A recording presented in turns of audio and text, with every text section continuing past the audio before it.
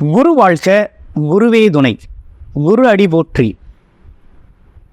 2024 குரோதி வருடம் அக்டோபர் மாதத்தின் பலாபலன்கள் ஒவ்வொரு ராசிக்கும் எப்படி இருக்கும், என்ன செய்ய போகிறோம் அப்படிங்கிறத, என்ன செய்யலாம், என்ன செய்யக்கூடாது, என்ன விதமான வழிபாடுகள் உகந்ததாக இருக்கும், ஒவ்வொரு நட்சத்திரங்களுக்கும் என்ன விதமான பலன்கள் இருக்குது அப்படிங்கிறத பற்றி விரிவாக பார்க்க போகிறோம்.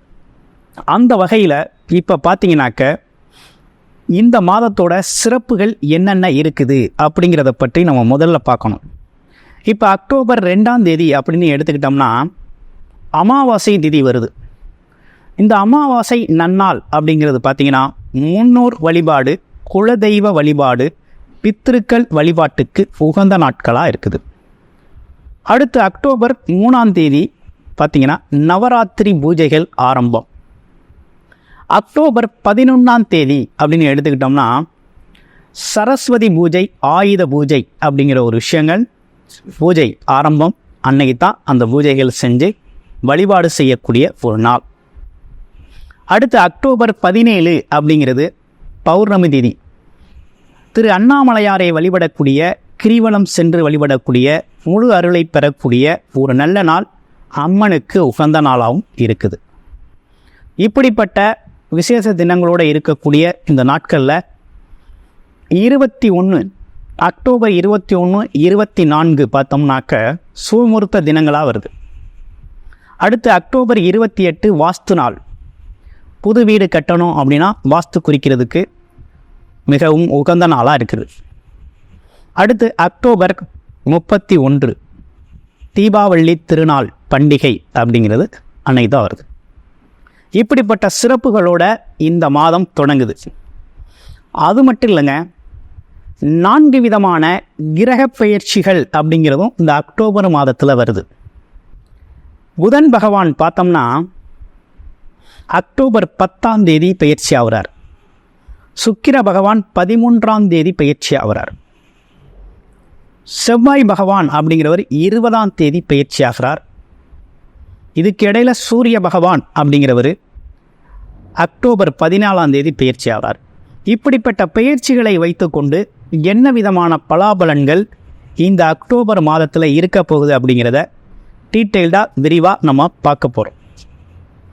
அந்த வகையில் உங்களுக்கு ஏதேனும் இலக்கண அடிப்படையில் உங்களுடைய பிறப்பு ஜாதகம் எப்படி இருக்குது, விதி அமைப்பு எப்படி இருக்குது, இப்போ இருக்கக்கூடிய கோச்சார நிலைகளுக்கும் தசாபுத்தி பலன்களும் எப்படி இருக்குது, என்ன செய்யலாம் அப்படிங்கிறத பற்றி விரிவாக பார்க்கணும் அப்படின்னா டிஸ்பிளேயில் தர நம்பருக்கு கால் பண்ணி அப்பாயின்மெண்ட் ஃபிக்ஸ் பண்ணிக்கிட்டு உங்களுடைய பிறப்பு ஜாதகத்தை முழுமையாக நீங்கள் பார்த்துக்கலாம்.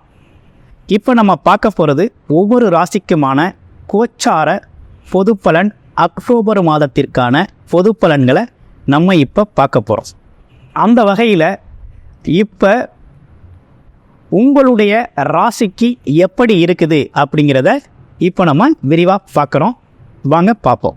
மீனம் ராசி காலச்சக்கரத்தின் 12வது ராசி, மோட்ச ராசி அப்படின்னு சொல்லக்கூடிய மீனம் ராசி.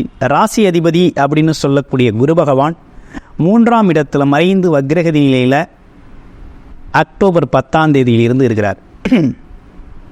ஆனால் பாருங்கள், இப்போ ராசியிலேயே ராகு பகவான் இருக்கிறார். ராசியிலிருந்து 4ஆம் இடத்துல செவ்வாய் பகவான் இருக்கக்கூடிய ஒரு நிலை. 7ஆம் இடத்துல கேது, புதன், சூரியன் இருக்கக்கூடிய ஒரு அமைப்பு இருக்குது. அடுத்து 8ல் சுக்கிரன். 12ஆம் இடத்துல சனி பகவான் வக்ரகதி நிலையில் இருக்கார். இந்த அமைப்பு நல்லதா அப்படின்னா, இந்த 7.5 சனி காலம் அப்படிங்கிறது மீனராசிக்கு ஆரம்பிச்சிருச்சு. கொஞ்சம் அவேர்னஸாக தான் இருக்கணும். விரைய செலவுகள் நிறைய ஏற்படக்கூடிய ஒரு காலகட்டம். மீன் விரைய செலவுகளை கொஞ்சம் பயனுள்ள விரைய செலவுகளாக நீங்கள் தான் மாற்றிக்கணும். உங்களுடைய ஜாதக அமைப்பு எப்படி இருக்குது, பிறப்பு ஜாதகம் எப்படி இருக்குது, என்ன லக்கணம், இந்த காலகட்டத்தில் என்ன தசாபுத்தி எதுவும் சாதகமாக இருக்கா அப்படின்னா அது சார்ந்த முயற்சி எடுத்து கொஞ்சம் அசையும் மற்றும் அசையா சொத்துக்களாக உருவாக்கிக்கணும், பிரயோஜனமான நல்ல செலவுகளாக உருவாக்கிக்கணும் அப்படிங்கிற மாதிரி இருக்குது. அதே நேரத்தில் ராசியிலே இருக்கக்கூடிய ராகு அப்படிங்கிறது பல்வேறு விதமான சிந்தனை, எண்ண ஓட்டங்கள், ஆசைகளை உருவாக்குவார். அப்போ அதில் அங்கே எங்கேன்னு மனம் அலைபாயக்கூடிய ஒரு சூழ்நிலை அப்படிங்கிறதெல்லாம் உண்டு. இருந்தாலும் வேலை தொழில் நல்லா இருக்குமா அப்படின்னு பார்க்கையில் வேலைக்கு அதிபதி 7ல் தான் இருக்கார். அப்போ வேலை என்னன்னா, வேலையெல்லாம் உறுதியாக இருக்குது. ஆனால் வேலையில் அதுவும் பார்த்திங்கன்னா போட்டிகள் கொஞ்சம் அதிகமாக இருக்கும். கூட வேலை பார்க்குறவங்களோட தொந்தரவுகள் சின்ன சின்னதாக இருக்கும். பெரிய ஒன்றும் குறையில்லை. ஆனால் வேலை கிடைக்குமானா உறுதியாக வேலை கிடைக்கும். ஆனால் என்னென்னா கொஞ்சம் தடை தாமதத்தோடு வேலை கிடைக்கும். அதில் போட்டிகள் நிறையா இருக்கும் அப்படிங்கிற ஒரு அமைப்பு தான் இருக்கும். அதுலேயும் குறிப்பாக அக்டோபர் 17ஆம் தேதிக்கு மேலேனா கொஞ்சம் வெளியூர் வெளியிடங்களில் வேலை கிடைக்கக்கூடிய ஒரு அமைப்பு, வெளியிடங்கள் போகக்கூடிய ஒரு அமைப்பெல்லாம் ஏற்படுது. உள்ளூரில் எல்லாமே வெளியூரில் போய் வேலை பார்க்கலாம், இல்லை வெளிநாட்டில் வேலை பார்க்கலாம்னா தாராளமாக போகலாம். அந்த அமைப்புகள்லாம் நல்லாயிருக்கு. தொழில் சார்ந்த விஷயம் நல்லா இருக்கா அப்படின்னு பார்க்கையில் தொழில் சார்ந்த விஷயம் அப்படிங்கிறது இந்த காலகட்டத்துக்கு அதீத முயற்சி வேணும். தொழிலில் ஜெயிக்கிறதுக்கு கொஞ்சம் விடாப்பிடியான முயற்சி எடுத்தால் மட்டும்தான் வெற்றி பெறக்கூடிய நல்லமே இருக்குது. வியாபாரத்துலேயும் விடாப்பிடியான முயற்சி அப்படிங்கிறது தேவை. போட்டி பந்தயங்களை எதிர்கொள்ளணும், ஜெயிக்கணுங்கிற அமைப்பெல்லாம் இருக்குது. சரி, அடுத்து வேறு என்ன சிறப்புகள் இருக்குது? குடும்பம் சார்ந்த விஷயங்கள்லாம் எதுவும் அமைக்கலாமா அப்படின்னா, ராகு கேது ராசியிலே இருக்கிறதுனா ராசியிலே 7ஆம் இடத்துல இருக்கிறதுனால உங்களோட பிறப்பு ஜாதகத்தை பார்த்துக்கிட்டு திருமண ஏற்பாடுகளை செய்யலாம். அடுத்து 8ஆம் இடத்து சுக்கிரன் அப்படிங்கிறது கொஞ்சம் திடீர் அதிர்ஷ்டத்தை கொடுப்பார். அவரே 3 கூடையவர் 8ல் போய் மறைஞ்சிருக்கார். 8 கூடையவர் 8லேயே மறைகிறதுனால ஒரு திடீர் அதிர்ஷ்டத்தை கொடுப்பார், திடீர் யோகத்தை கொடுப்பார். பயன்படுத்திக்கலாம், அந்த காலகட்டத்தை பயன்படுத்திக்கணும். பணம் சார்ந்த யோகம் அப்படிங்கிறதெல்லாம் வரக்கூடிய யோகம், திடீர் யோகத்தை தரக்கூடிய ஒரு தன்மை அப்படிங்கிறது இப்போ ஏற்பட்டு. அது மட்டும் இல்லாமல் பார்த்திங்கன்னா சனி பகவான் 12ல் இருக்கிறதுனால கொஞ்சம் வெளியூர் வெளிநாடு சார்ந்த விஷயங்கள் போகணும், வேலைக்காக தொழிலுக்காக அப்படின்னா தாராளமாக போகலாம். அதே நேரத்தில் கொஞ்சம் லாபங்கள் சார்ந்த விஷயங்கள், கொஞ்சம் வீண் செலவுகள் ஏற்படக்கூடிய காலகட்டமாக இருக்குது. அதனால் பிரயோஜனமாக ஒரு நல்ல செலவு அப்படின்னாக்க ஒரு சொத்துக்களை உருவாக்குறது, அசை மற்றும் அசையா சொத்துக்களை உருவாக்குறது அப்படிங்கிறது மாதிரி சுப செலவுகளாக கன்வெர்ட் பண்ணிக்கோங்க. வண்டியில் போகிறது, இரவு நேர பயணம் போகிறது, மாடிப்படி ஏறுறது, அது மட்டும் இல்லாமல் பார்த்திங்கன்னா தண்ணி கிடக்கிற இடத்துல பார்த்து நடக்கணும். இப்படிப்பட்ட விஷயங்கள்லாம் கொஞ்சம் கவனம் எடுத்துக்கோங்க. மற்றபடி வேறு ஒன்றும் பெரிய சிறப்புகள் இல்லை, பெரிய பாதிப்புகளும் இல்லை. ஓகேங்களா? அப்போ இந்த காலகட்டம் உங்களுக்கு சாதகமாக இருக்குது. இந்தந்த விஷயங்கள் சாதகமாக இருக்குது, இந்த விஷயங்கள் பாதகமாக இருக்குங்கிறலாம் சொல்லிட்டோம். அடுத்து உங்களுடைய ராசியில் இருக்கக்கூடிய பூரட்டாதி நட்சத்திரத்துக்கு எப்படி இருக்குது அப்படின்னு பார்க்கல, தொழில் சார்ந்த அதீத முயற்சிகள் வெற்றி பெறக்கூடிய ஒரு காலகட்டம். நீண்ட நாள் எண்ணங்கள், நீண்ட நாள் திட்டமிட்டு இந்த முயற்சிகள்லாம் அந்த காலகட்டத்தில் எடுத்து ஜெயிக்கலாம். ஆமாம், தனம் சார்ந்த விஷயம் அப்படிங்கிறது நீங்கள் தேடி போனால் தான் கிடைக்கும், முயற்சி கேட்டார்கள் தான் கிடைக்கும் அப்படிங்கிற அமைப்பு இருக்குது. அடுத்து உத்திரட்டாதி நட்சத்திரம் எப்படி இருக்குது அப்படின்னு பார்க்கல, உத்திரட்டாதி அப்படின்னா வாதம் புரிகிறது, அதே நேரத்தில் பார்த்திங்கன்னா சாமர்த்தியமாக பேசுகிறது, இப்படிப்பட்ட விஷயங்கள்லாம் உத்திரட்டாதி நட்சத்திரத்துக்கே உண்டான ஒரு அமைப்பு உண்டு. ஆமாம், ஆரம்ப காலகட்டத்தில் சிரமப்பட்டாலும் பிற்காலத்தில் யோகமுடையவராக மாறிடுவார்.